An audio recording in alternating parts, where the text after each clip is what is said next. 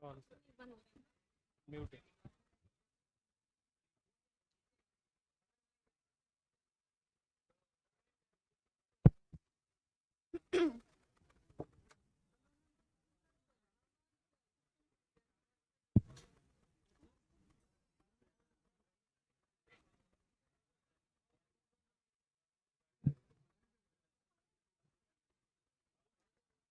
Good afternoon, everyone. Today, as the clock gently leans towards noon, it feels as if time itself has paused for a moment to watch us, to watch what we have created together, to watch the quiet unfolding of a dream, the first Dharma Studies Conference, coming to rest like a lamp whose flame still glows, warm, steady, and alive. When we began this journey 2 days ago, we still sail with curiosity, hope, and perhaps a little uncertainty. Can Dharma be discussed across disciplines? Can it speak to modern crisis? Can it bring people together? Today, standing here, we know the answer. It can, it has, and it will continue to do so. Over these sessions, Dharma reveals itself to us not through definitions, but through moments, through your words, through your debates, through your stories, your silences. It appeared in ecological reflections, cultural narratives, ethical dilemmas, philosophical insight, and experiences. One could almost feel Dharma work among us, sometimes quietly, sometimes radiantly, reminding us that it is less a doctrine and more a way of holding the world with care. As the poet Bhagirath Mishra writes, Dharma is the fragrance that remains long after the flower is gone. And truly, this conference has left such a fragrance, soft, lingering, and unforgettable. Thank you. Now, I would like to request respected Chief Guest, Professor Godavarish Mishra, Professor, Dean, School of Buddhist Studies, Philosophy and Comparative Religion at Nalanda University, Dr. Saroj Kankar, Faculty of Utkal University, Dr. Haramohan Mishra, a brilliant Sanskrit scholar, and our honored conveners, Dr. Akshaya Kumar Rath and Dr. Naresh Chandra Sahu, to please come onto the dais and please take your chairs.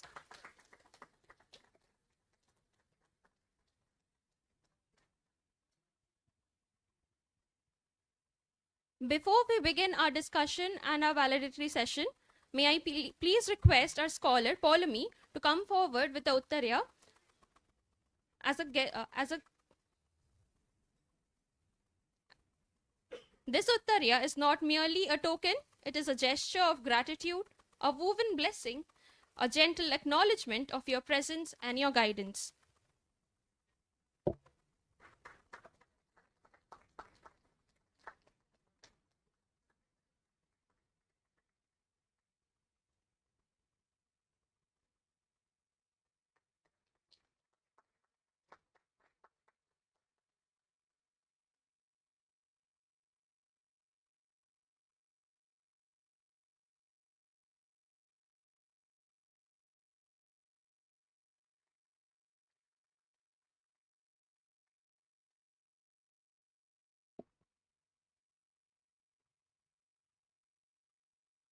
We have been deeply enriched by the presence of our chief guest, Professor Godavarish Mishra, whose scholarship from Nalanda rekindles the spirit of ancient Mahavihara, where Dharma was not just taught but lived as a way of seeking truth. Professor Mishra's gentle erudition, his luminous clarity, and his ability to weave tradition with the urgency have offered us with a compass for our own work. I would now like to invite Dr. Akshay Kumar Rath to please have a few words and introduce our theme.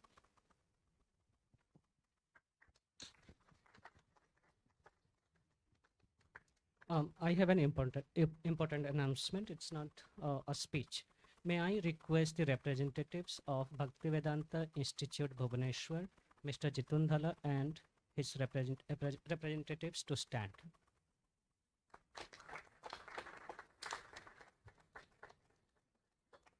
Thank you, Prabhuji. Thank you for everything. May I request Bhaktivedanta Research Center Kolkata team, Dr. Sumanta Rudra and Ms. Sarkar to stand.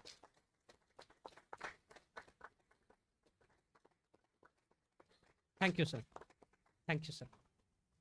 May I request the representatives of BHU? There is none at this point of time, but we record our appreciation for the association. Dr. Sanjit Mishra also left in the morning. We record our appreciation for Department of Humanities and Social Sciences, IIT Roorkee. The Vice Chancellor of Samakha Saraka Central University could not make it to the conference because of the flight disruption. Dr. Vamshi Krishna Reddy, who was also a representative, he is taking a pilgrimage, he couldn't come.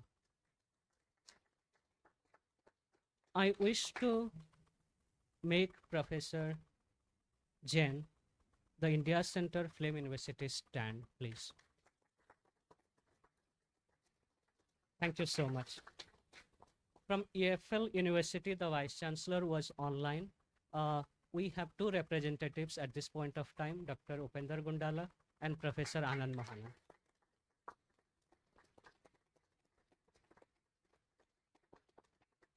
Thank you, everyone. I set Dr. Rudra free. You could leave. Thank you so much. He got a train, so we should let them go and we'll begin. Thank you so much.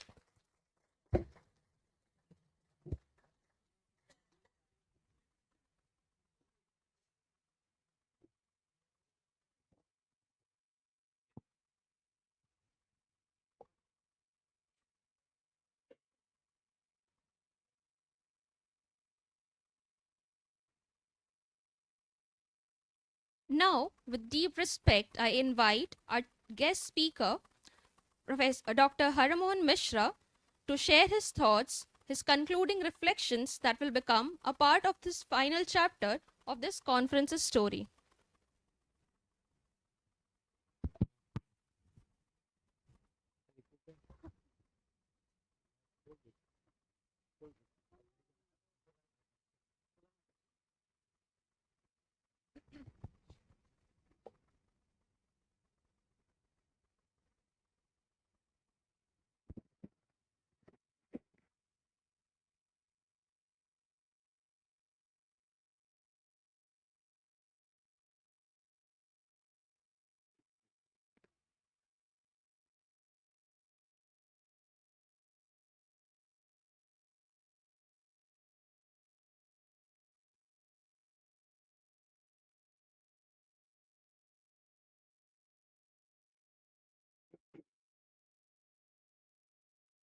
Shall I begin?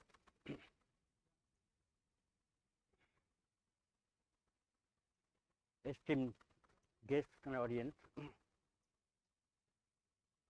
it's very difficult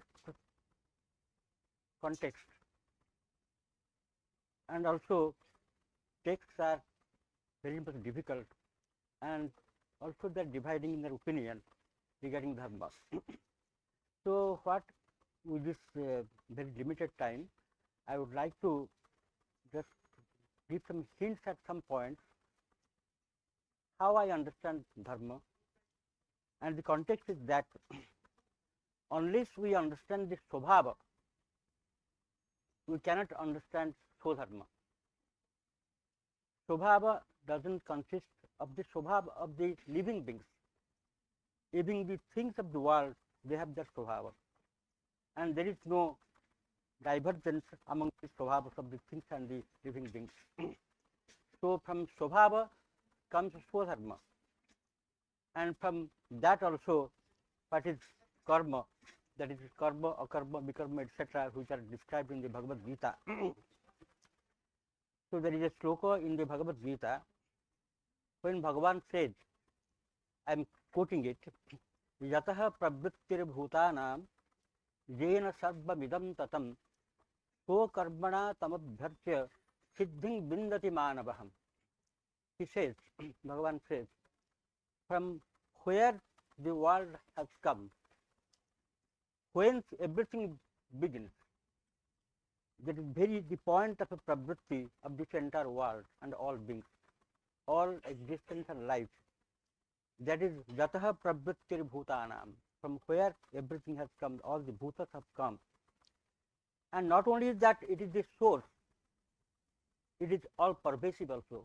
Yatah pravrittir bhutanam rena sarvamidam tatam, who has pervaded everything, the all pervasive, the very beginning of all things, the root of all things, all existence, all life, and also which pervades that the all pervasive tattva. That is what is Bhagavan, because there was a debate regarding God, and whether a God or non-God, that doesn't matter, because we conceive God in our own level, and always not only God and everything, all our knowledge is nothing but interpretation. We interpret the things, and what the things, that is very debatable. Anyway, so by worshipping that all pervasive reality, we by our karma, so karmana tam abhyarchya, we make the archana, abhyarchana, worship of that all pervasive God through our karma, not something we just require in going to a temple, having a deep or something like that, a candle like that, or flower like that. By our own karma, we worship the all pervasive reality from where we have come, not that we have come, everything has come. So, yatah pravrittir bhutanam jena sadva vidam tatam swakarmana samabhyarchya siddhing bindati manava. So, then what is swakarma? What is swadharma? All these come from swabhava. So, what is swabhava of the things? And what is our swabhava? On it depends our karma and our way of exploring the world and transcending the world. So, there we have the concept, comes to the concept of dharma. Dharma has different definitions in different texts and contexts. The very well-known definition of dharma that is given in the Mahabharata, dharanat dharma ityahu dharmo dharayate prajaha, that which holds everything, that is dharma, and dharma holds the praja, all living beings, humans and non-humans also, all the praja, and that which has the capacity to hold everything, jatsat dharana sanjuktam sadharma, that is dharma. The first, it is a very all-pervasive definition, very circumspect definition. So, that holds everything is dharma. Another, so many other, I want to go to different texts and give different definitions of dharma. Another very important definition is a different set of one, that is given by our Dharma Shastras, jato abhyudhaya nishreyasa siddhi sa dharma. That is dharma through which one gets abhyudaya and nishreyasa. Abhyudaya is prosperity and seriously existing in the world with peace. That is abhyudaya. In this world, it requires fulfillment of the worldly ambitions and duties. That is abhyudaya. Nishreyasa is moksha, to be free from the world, to be released from the world. So, that is the different sort of thing. So, by which both abhyudaya and nishreyasa are got, are achieved, that is dharma. Jato abhyudaya nishreyasa siddhi sa dharma. We mark the difference. The first definition gives a universal definition of dharma, which holds everything, and when it comes to application in our life, it is the second definition which I have given now, that is jato abhyudaya nishreyasa siddhi sa dharma. So, other definitions are there, like chodana rakshana sarvama mimansaka says. So many something are there. But another vital definition that our guest of that previous session, Professor of English, was telling us, that is the bhakti. So, that is a different dimension of dharma, and it is very much known and ramified and expounded by Srimad Bhagavatam, a very great text, Srimad Bhagavatam. It has no other text in the world which can be compared with, like Bhagavad Gita. So it says that dharma prajita kaitaputra parabo nirmatsaranam. Bhagavata dharma is something which has basically devotion to the Lord. And of course, it is very difficult to understand who is the Lord and who is God, because there are so many. And the point is that bhakti is something different from the bhakti which we conceive in the Bhagavatam. So it is Paranurakti Ishvara, means the supreme Anurakti for Ishvara. But that is also another dimension of bhakti, that what Bhagavan says in Bhagavad Gita, Bhaktya Tananyaya Sakya Ahamevam Vidhorjuna Jatum Drashtum Cha Tattvena Pravishtum Cha Parabdhava. Bhagavan says that who is Ananya Bhakti? Ananya Bhakti is unshaken devotion, uncompromised devotion.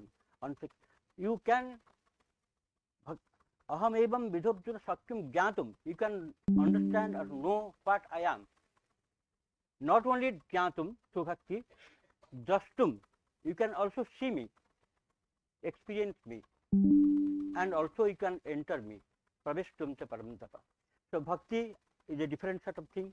It is also taken to be dharma in the Bhagavad Sampradaya, and the ISKCON, our sadhus are there.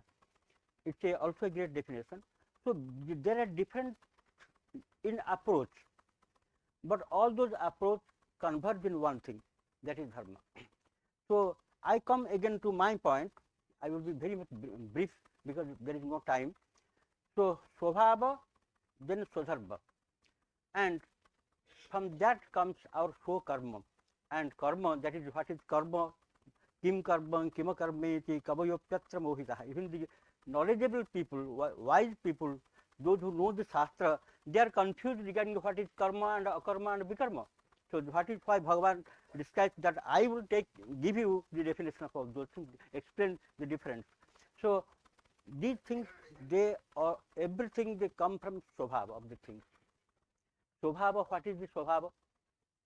Swabhava can be determined contextually in what stage you are, and Swabhava can be determined from the paramarthika standpoint of view, that is the absolute standpoint of view. So these are two different standpoints of Swabhava, interpretation of Swabhava. When you are in the empirical world, in the pragmatic level, you have a context of your existence. You are a student, I am a teacher, one is a wife, one is a husband. That is, for this our contextual existence, Swabhava is determined with reference to the things we are related, and to the spatial and time, temporal existence. And what is the ultimate Swabhava of the things? It is something different. We see, for example, even when we experience a very small thing in our empirical life, for example, the example is given in our Indian philosophical text, that is ghata, ayam ghata, this is a ghata, jar. So this example is always given in the text, ghata. So what is the Swabhava of the ghata? When we see from our standpoint, we see that it has some form, some property, some sort of usefulness in our life in relation to the human being. The pot or the jar has a different context and different Swabhava. So Swabhava as determined by itself is something. When it comes to interact with the things of the world, that Swabhava is something different. It is to be modified with reference to the context. So ultimately, what is Swabhava? And this Swabhava is so important that it determines the nature of the things and holds the entire things of the world itself, the universe, everything. So there is a sloka in a very great text, whether it is known to only Professor Godavari Mishra knows the text, and also Saroj Babu might be knowing the text, that is the Panchadasi. There is very great Vedantic text. Those who are interested, they can go through the text. In Panchadashi, Vidyaranya Swami, again, it will take much time to introduce this very great man, Vidyaranya Swami, who was the architect of Vijayanagar Empire. When Hinduism was being destroyed, then he just was the architect of the Vijayanagar Empire in the south.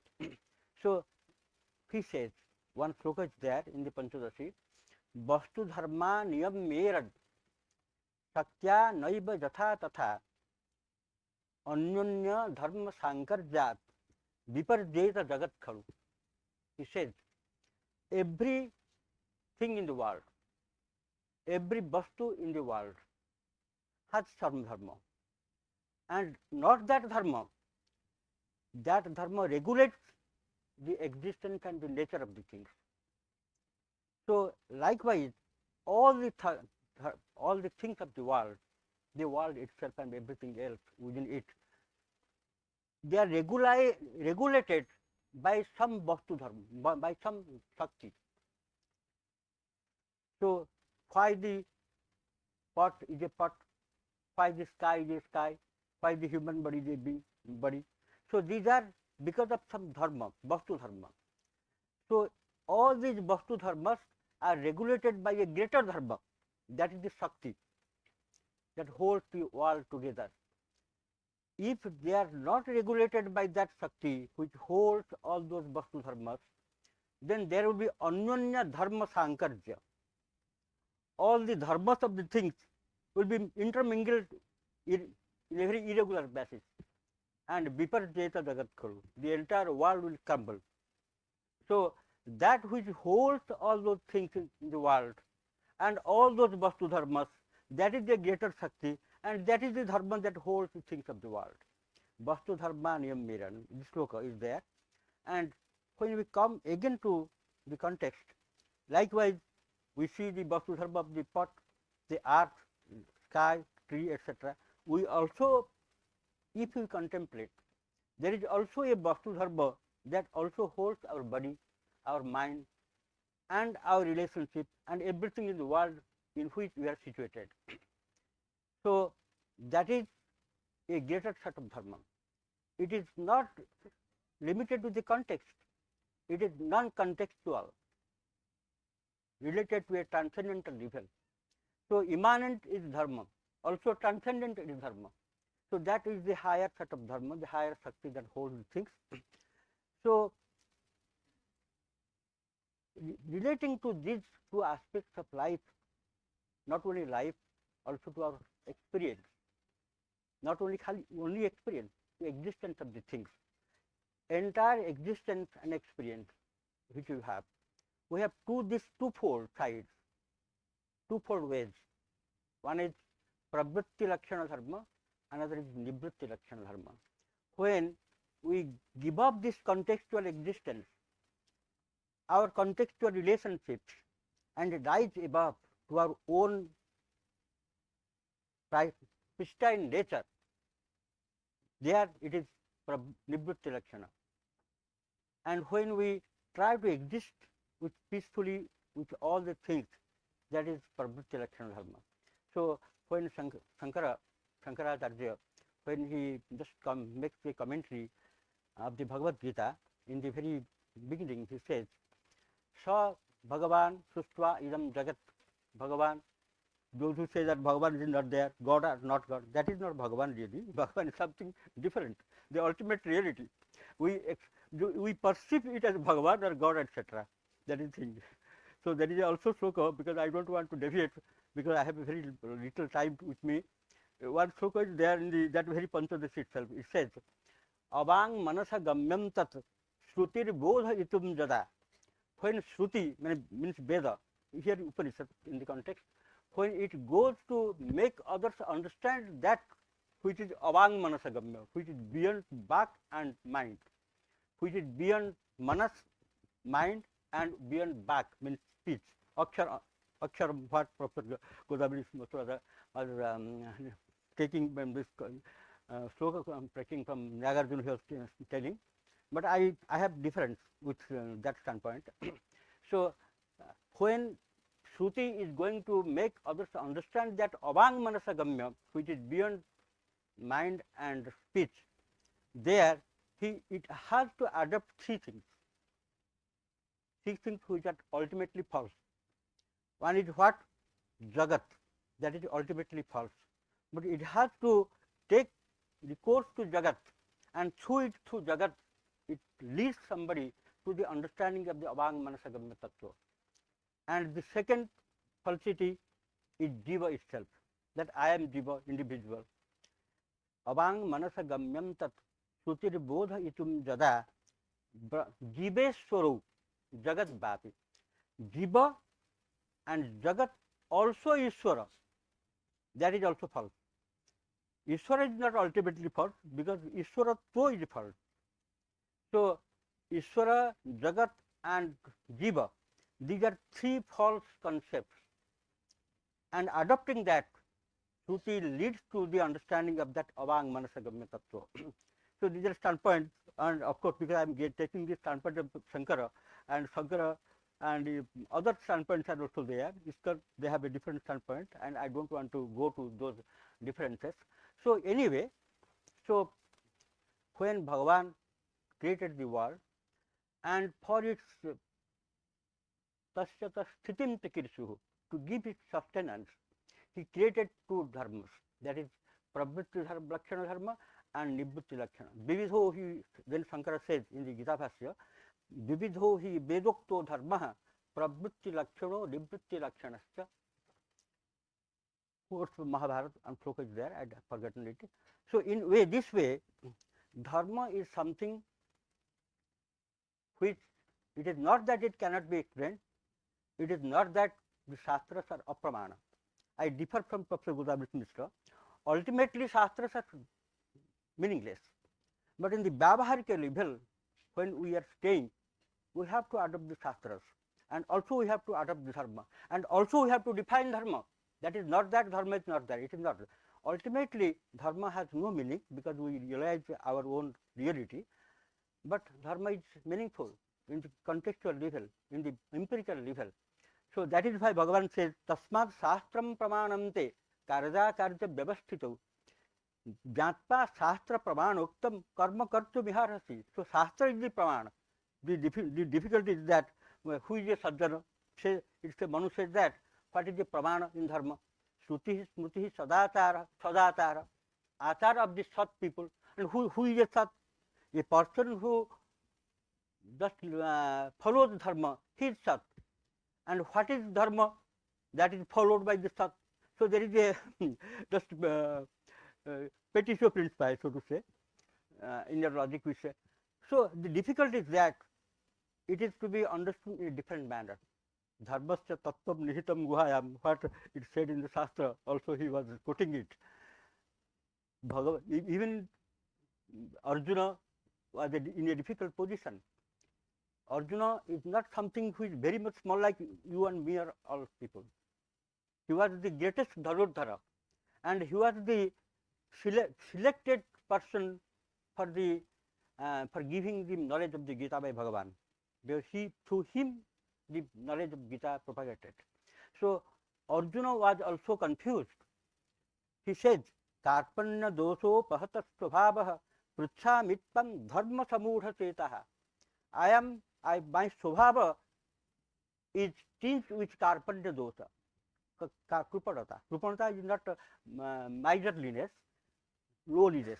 The real meaning is lowliness. My nature is tainted by lowliness, and I am dharma sammudha chetaha. In dharma, I have sammudha. My cheta is sammudha. My mind is confused. So I am asking you the question. So it is the thing, and it is not that dharma cannot be defined. There are defined concepts of dharma, and maybe different concepts are there. Dharma is not religion. Even Sanatana Dharma is not a religion. Sanatana is the only adjective. There is only dharma. So it is a universal something, and it can be understood, it can be pursued, it can be taught also, and it can also be transcended in a higher level. Thank you.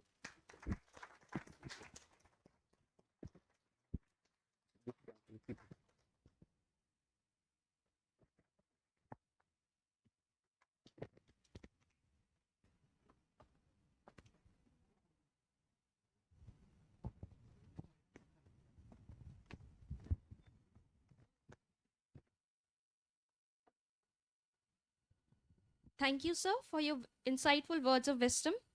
Now I invite our esteemed guest, Dr. Saroj Kant Kar, to share a few words from his side.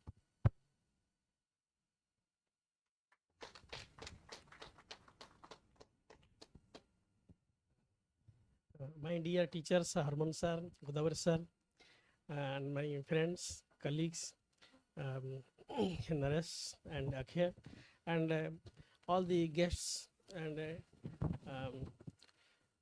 Dharma Bhuta Jana, all you are Dharma Bhuta Jana.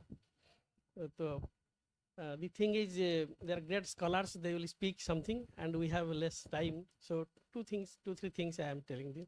Whatever I have observed from the beginning to this time itself is there are three primary meanings of dharma, or we are taking the dharma in three contexts. One is lakshana, that is essential characteristics or swabhava, whatever sir said, swabhava. The lakshana means vastu dharma, every vastu, every bhakti has its dharma, as it is guna karma swabhavacha in Gita. Another meaning is sampradaya. Sampradaya means that Christianity and Islam, or people say that Hindu, or by Hindu is not such a sampradaya. Within that there are many sampradayas. So because they don't have the exact one book, one teacher, one place of worship, and one type of people defined, so that is why they are not. So Hinduism is not a religion, though Westerners try to depict in that sense. Then we are Sanatani. We are Sanatani means whatever is Sanatana, which is eternal values, virtues, we are following that. And whenever we see that it is something different, so we are deviating from that. So for example, we say that ahimsa paramo dharma. But when ahimsa is not possible to maintain, then we switch over that. Dharma himsa tathaivacha. Even for protecting the ahimsa also, if it is required to make himsa, a limited himsa it is, and there is no other way left out, then we have to take himsa also. Mahatma Gandhi also said that whenever there is a person, there is a girl, hapless girl, and getting offended by some gundas, and I don't have inculcated so much of ahimsa so that my presence can deter them, then I should use my power. Himsa I have to use, otherwise there will be greater himsa.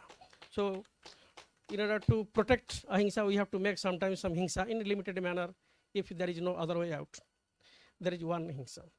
And in another sense, we say dharma, dharma means whatever naitikata we have to adopt. So the sense of naitikata we have adopted, many of the participants have taken that naitikata, achara is paramo dharma. So achara is paramo dharma. And we have to take it sadachara. Achara for sat. We have to exist. Everybody has to exist. The total cosmos should exist. So at last I may conclude that sadachara we have to take in any way. Thank you all.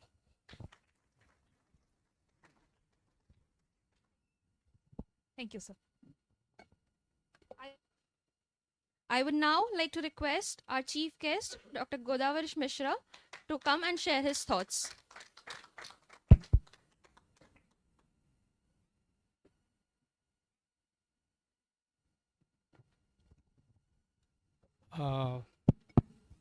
Most esteemed professors on the dais,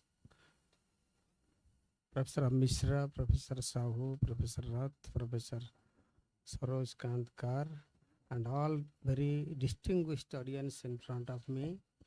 I am very happy that to be here, a place where I worked for 4 years earlier, to be back. Of course, I was here earlier, but thanks to Naresh Babu and Akshaya for making this occasion happen. Just to, essentially, usually I work in Nalanda University, and we have many seminars on Nalanda spirit. Last time I was giving a small intervention on something as to what is Nalanda spirit. What is the essence of an Indian knowledge system? One word, Dharma. Nalanda spirit is Dharma spirit. where is the civilizational experiments have been carried out in Dharma spirit? Number one in the history is Rama. A Dharma experiment was taken up, and Valmiki writes what would be an ideal society that carries through with Dharma. He says, Nakachit asit vidhavaha. There was no vidhava, widow in Rama's ideal, but still that is how he thought. Nakachit asit vidhavaha. Nasti sarpakrutam bhayam. Nobody was killed by wild animals. It was so protected. Nahisma balaha bruddhanam. Nahisma bruddhaha balanam. Preta karmani kurbate. The children, there was an accidental death. See, all these are, but that is one of the major experiments, right or wrong, whether how he killed Bali was right or wrong. Rama did not answer the questions raised by Bali about Dharma. Bali is asking pertinent questions. Rama is not able to answer. Many questions when you are, this is what is being discussed and deliberated and analyzed by Kautilya. Second experiment by Krishna. I wanted to talk about civilizational experiments on Dharma. Second is by Krishna. Krishna is trying to inculcate that this is not how we are going to live in a civilized society where women do not have the honor. When children are killed for nothing, when the kith and kin are giving poisons and you are dethroned for no reason at all. This is not how it is. One of the best examples of experiments was done by Krishna. He is talking by as Dharma Sanstapana. The same thing is echoed by Buddha. Dharmam Saranam Gacchami. The Buddha, Dharma and Sangha everywhere. Trisharana, Triratna. Same thing is spoken by Mahavira. I have given in that my small talk as to how it has been done. How the Dharma is this is happening, Rajagruha, where the Nalanda University. Mahavira is there. Buddha was there. The third experiment is done by Kautilya. Kautilya is establishing an Dharma, Rajya, by experimenting on Dharma. It was not happening. Nandas have gone haywire, like doing all sorts of perpetrating violence everywhere and he's bringing back. He's telling, I must quote, Sukhasya Moolam Dharma. Sarvas. Dharmasya Moolam Artham. Arthasya Moolam Rajyam. Rajya. If there is no Rajya, there will be no Dharma. Therefore, I say, Loka Sangraha is doing politics, but politics is good politics. That is what Krishna says. So the fourth experiment is done by Vidyaranya. Bhaina was telling, Professor Misra was telling, Vidyaranya is doing fourth experiment. That major experiment Vidyaranya did by bringing two brothers, Bukka and Harihara, and establishing Vijayanagara kingdom, and my main thesis, Naresh Babu, is on Vidyaranya. I did my PhD on Vidyaranya's contribution. And a major person Vidyaranya was. Doing both the things. You see, earlier Sankara, there's so many things, so many people did. I don't want to take much of your time. Vidyaranya was another example. The fifth example, civilizational experiment, is done by Samartha Ramadas. Shivaji Maharaj. You know what he wanted? He did not want Maharashtra in that small portion of the India, no. Hindu Maharashtra he wanted.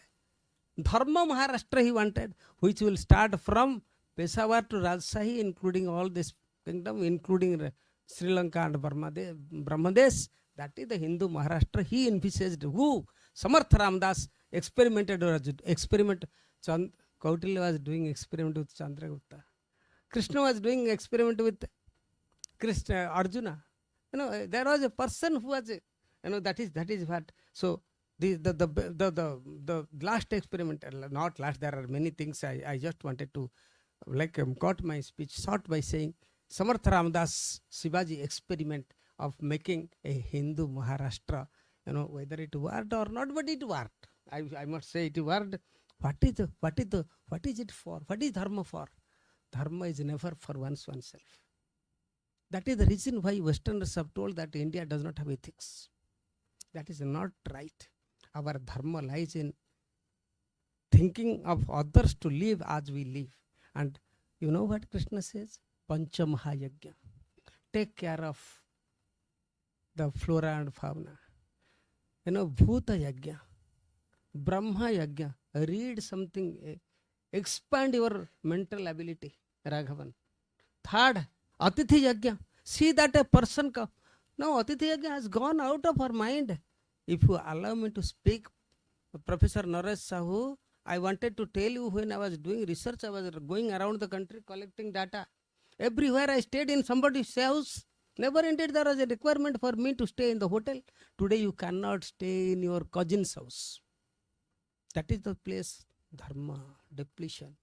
You know, so that is what. So all the times, what is happening? Thinking of others is dharma, and this is what is you know.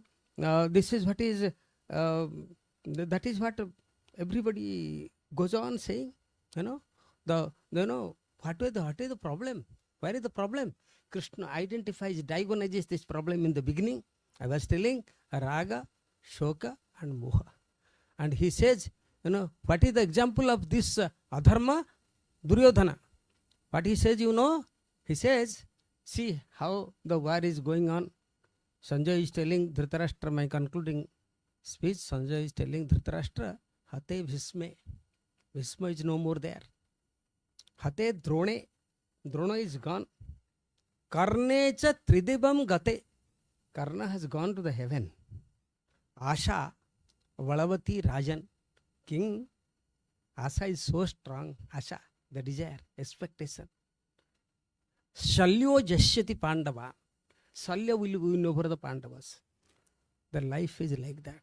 I was telling everybody is a Bhisma. Therefore, what is Dharma?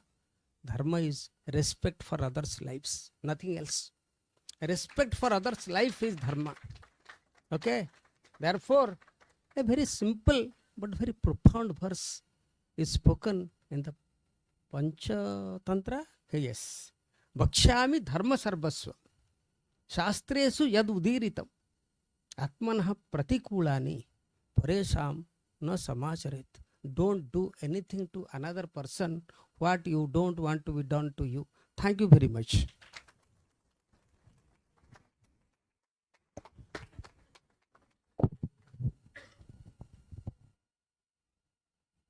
Thank you, sir. May I now request our convener, Dr. Akshaya Kumar Rath, to share his reflection on what this conference meant, what it has nurtured, and how Dharma can continue to inspire paths of research and responsibility. He'll be also giving a vote of thanks to all the participants and guests of honor. Thank you so much. May I request Dr. Naresh Sahu to come here, please?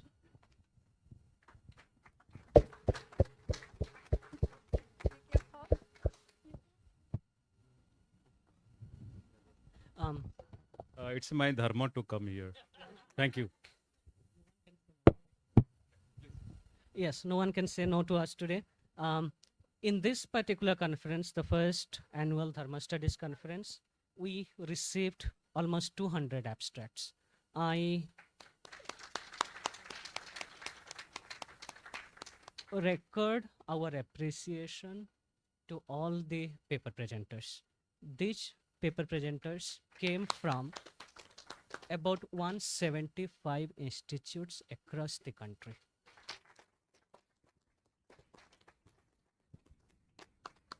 Among the audience, we have our past students who already received their degree.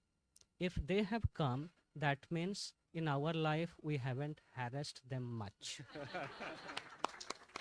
We follow dharmic tenets. Could you please stand up?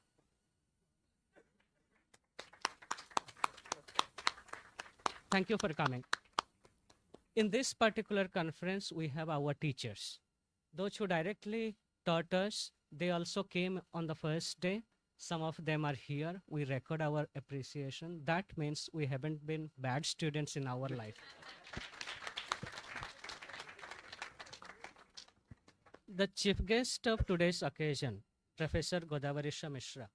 He has been so kind, he has promised us a font.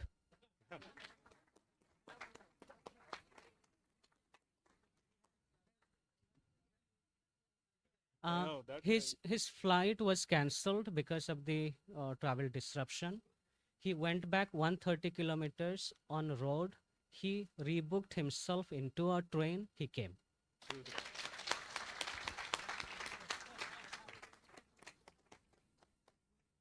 Now you have seen the IIT Bhubaneswar administration, particularly its director and his family.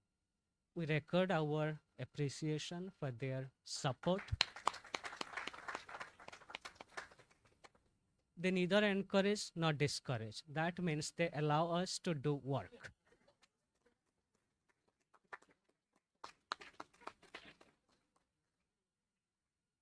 We have Alok, our photographer Badal. We have Swarup, who has been helping us. He's already there.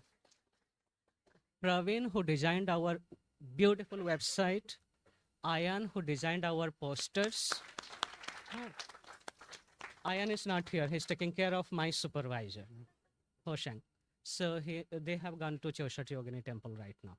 So I record my appreciation for all these people.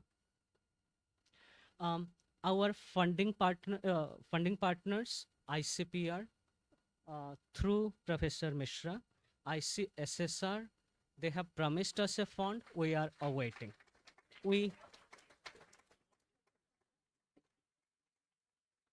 And from these two sources, we haven't received any fund yet, but we have used their logo.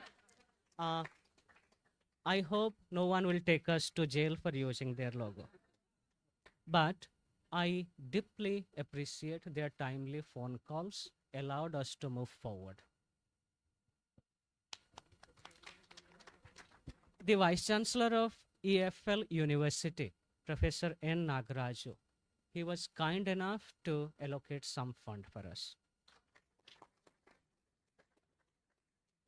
The Vice Chancellor of Samaksarak Central Tribal University, Professor Srinivas, YL Srinivas, he has been kind enough to support some travel, and our participants are here.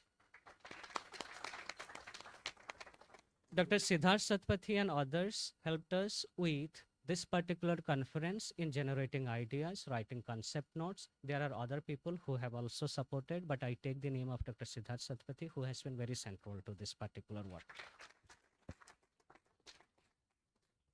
Dr. Suvankar Pati of Research Park, he told us, if there is no fund, I will pay.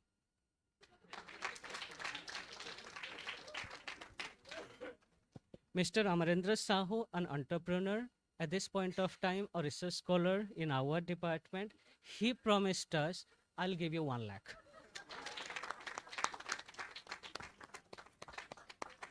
We haven't taken that money yet. Our research scholars of English, may I ask you to stand, please?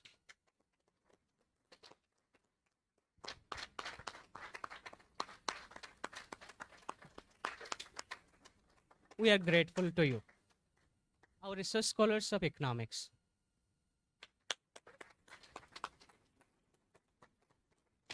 Thank you so much for coming, helping us. Without you, it was almost impossible.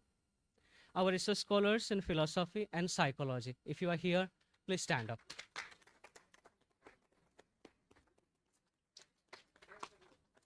Thank you so much. Our faculty members, I can see 2 at this point of time. Dr. Raghavan, Dr. Guduru. Please stand up. So that others can.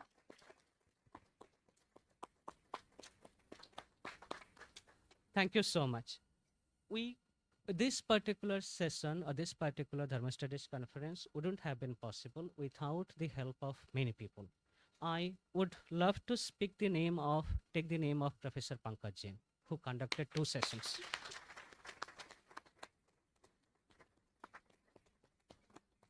Professor Hoshang Merchant, who pulled crowd.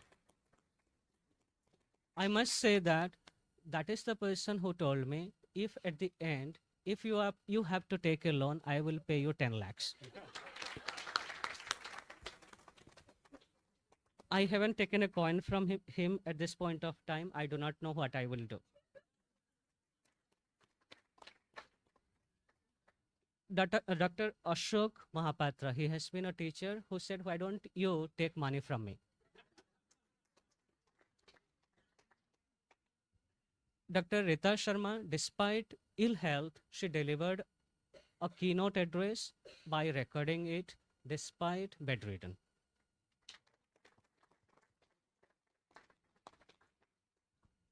Madhavananda Das Prabhu, who came here despite old age, delivered a talk.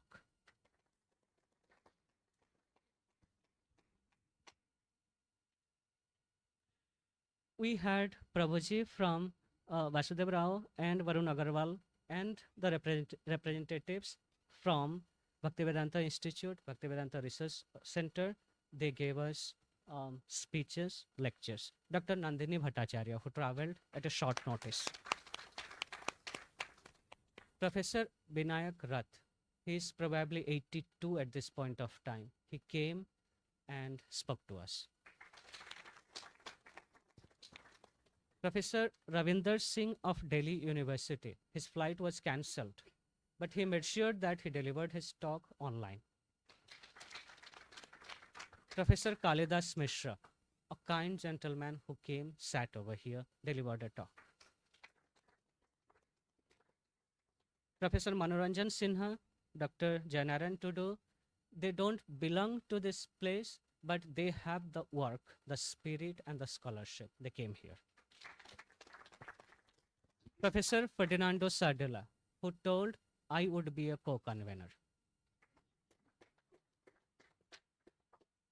The professor from Stockholm University, he delivered a keynote speech, and it was wonderful.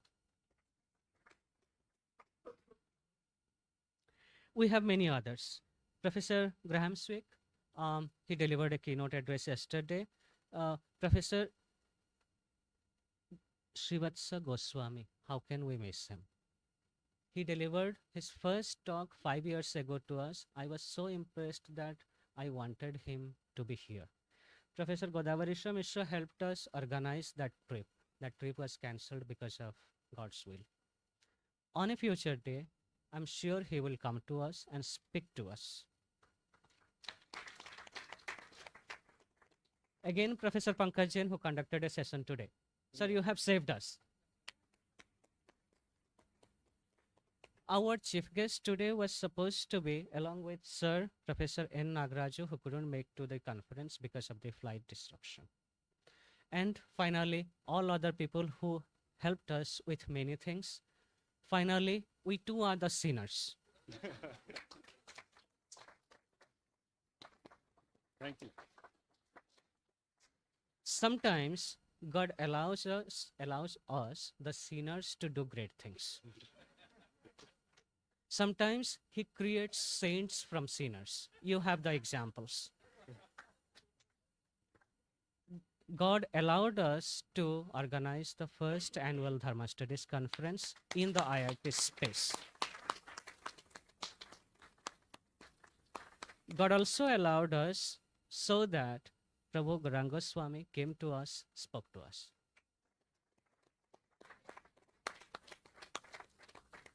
Thank you so much. No. Yeah. His return flight was cancelled, for which we had nightmare, but finally he could go there on time. Thank you so much, sir. Thank you. Jai Jagannath. Yeah.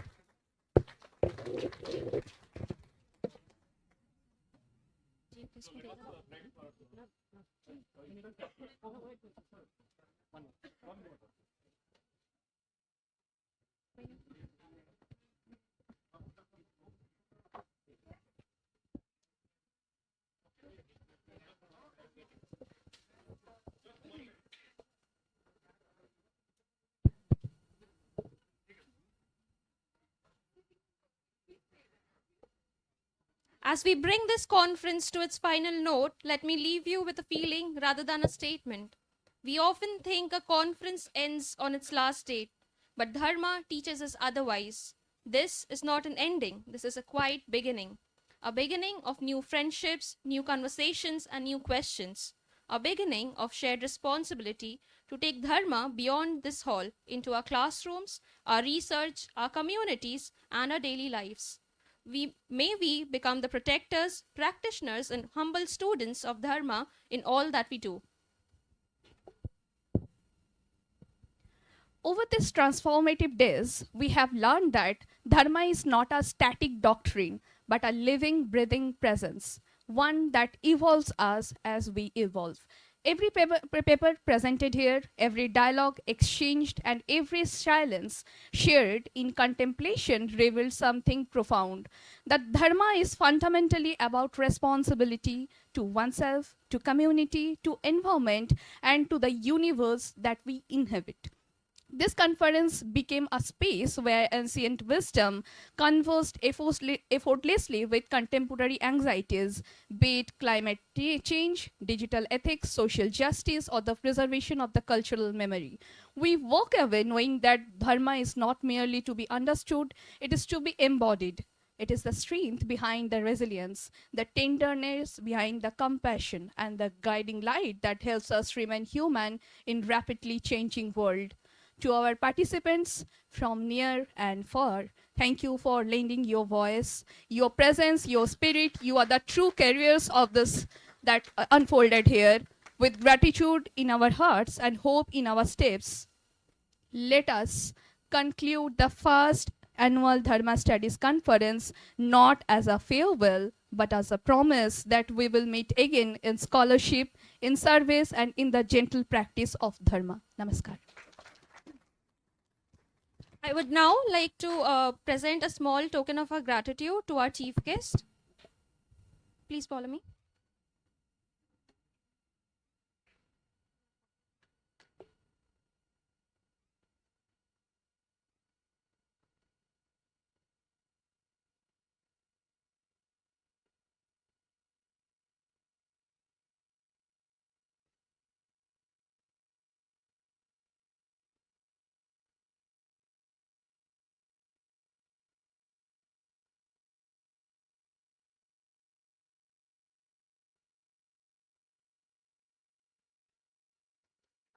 Thank you, everyone.